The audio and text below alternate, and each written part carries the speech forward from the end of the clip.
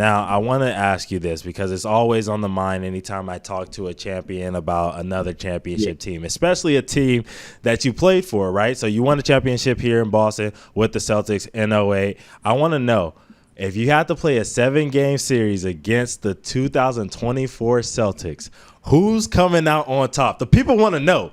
Bang that gavel. Let us know. Yeah. Look, the judge is on this one. And I don't need no paperwork to tell anybody anything about this. Okay. So my 2018, man, we was tough-minded. We didn't care about all that other stuff. We just was going to go out there and beat you. And if we scored 70 points, damn sure you're going to have 60 points. And that's our mindset. That was our mindset coming into the game, and that was our mindset leaving the game. Yep. And when we seen another team, especially with talented players, we wanted to get on those players and take away what they do best, make them do something else, and so they can contribute to the team, but something else that they don't want to do.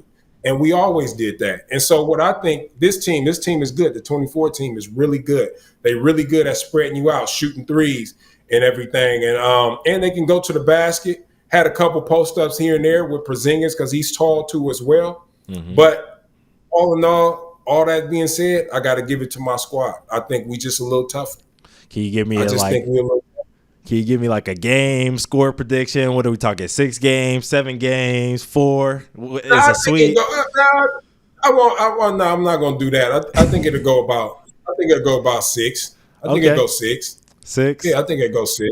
I can 6, see that. That's 6. If we all on the same page. We all got everything. We know what we need to do. 6 games. And if we out in the club partying a little too much because we taking them lightly, it'll go 7. That's what we did to Atlanta. Big Al know that. We did that in Atlanta, and it went 7. We was mad about that, but we corrected that, okay? Yeah, that's all that matters, man. You got it. You got it done. You finished the mission, all right? All right, now I want to ask you about some of the moments that you had in your career. Obviously, during that championship run in '08, you had a big game in Game 2 against the Lakers. Really kind of put that, that series on notice, make the Lakers know, like, hey, we're here. We're really about this. We're about to win. After the game, Phil Jackson, he called you Leon Powe.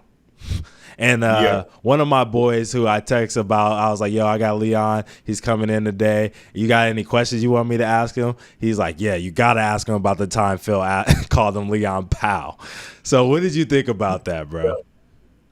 Yeah, I had like 1 million text messages, man. And when I looked at the messages, everybody's congratulating.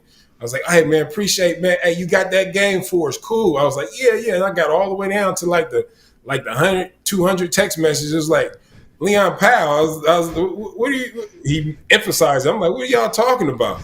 And they said, turn on the news. And I looked at it and he said, and Phil Jackson called me Powe. I was like, oh, I get it. I know what Zen doing. Zen ain't he tricky.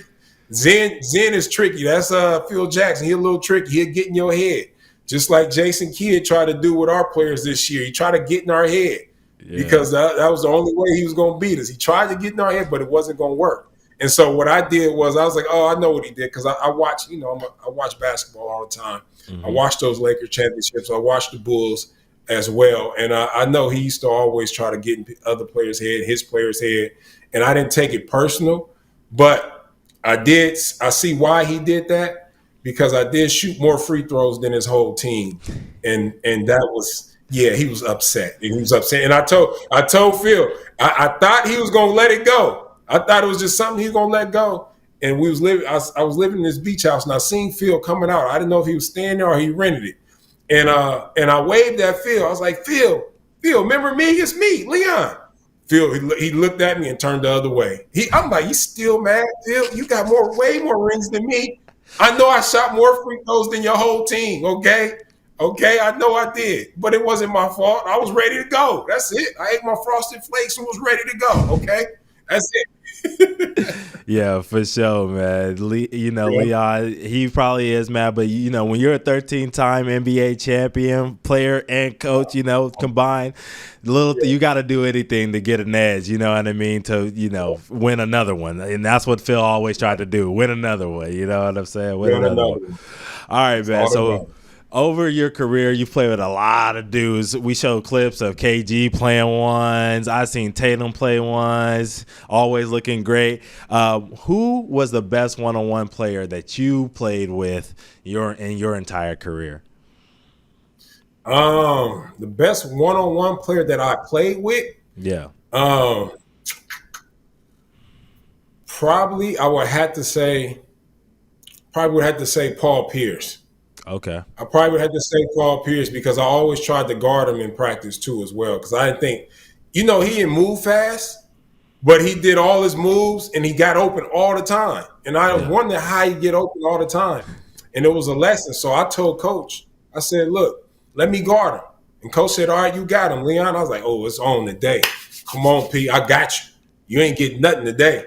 And so I ran around with him on screens and everything. Then he just caught it, cleared it out. He did one simple move, side step, up fake. I went for it. He stepped through, shot the ball, went in. And he came back and told me, like, it ain't about how fast you move. It's about being the smartest player out there and making sure you understand what moves you're trying to get to against certain players. And I thought that was big because that means he took his time and he was like ahead of the game when he had the ball in his hand. He knew what he was going to do before I knew what he was going to do. And that was the correct move. Now, the player I played against was Allen Iverson. I thought I can get him too. And he put me on an island. And I was like, nah, it ain't what it is. I'm from Oakland. This is how we get down. Yeah. And this is how we get into it. I ain't having none of that today. You know what I'm saying? I wasn't the judge back then, but we wasn't having none of that. And then he got it. He cleared it out. Boom, boom, crossover. Snatch back, then cross back over again. I was done. I was already at half court. He was backpedaling. The ball was in the air. It went in. He tapped me on the leg. Hey, young fella, try a little harder next time. I was like, it's just one of those ones. You just can't do nothing. Yeah. Iverson was so cold, man, and so was Pierce. Obviously, us California boys showing out here in Boston. And if you want to hear more about some Boston sports takes, daily sports, you got to check out Boston Has Entered the Chat. Of course, we have it here on Nesson. You can watch it on YouTube, Facebook, Twitch, or wherever you get your audio podcast. You can listen to it. You can also follow us on Nesson at Nesson on Instagram, Facebook, Twitter, whatever, man. We're all over the place. All right. I got to ask you this, Leon, okay? Yeah. You had that game winner against Minnesota. I'm going to ask you how you feel about it. But before I ask you how you felt about that game winner, I got to ask you. I seen a video of it today. I was watching it over today.